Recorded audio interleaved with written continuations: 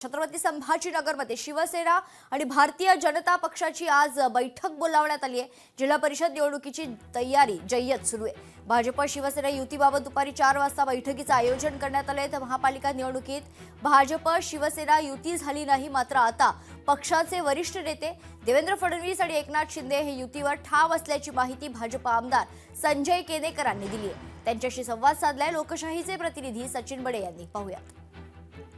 महानगरपालिका मिशन पूर्ण झाल्याच्या नंतर आता मिशन पुढचं आहे ते म्हणजे जिल्हा परिषद निवडणूक।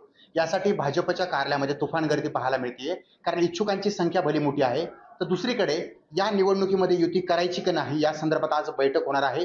4 वाजता ही गुप्त बैठक होतीये। बैठकीचा वेळ जरी समजला असला तरी ठिकाण अजूनही कळलेलं नाहीये। काय सांगाल, यावेळेस युती करायची आहे का फक्त बैठकांवर बैठका करायच्या?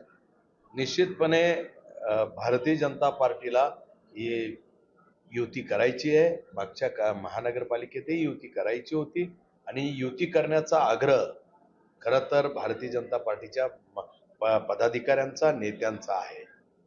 त्यामुळे निश्चितपणे आम्ही युती करू आणि युतीमध्येच लढू।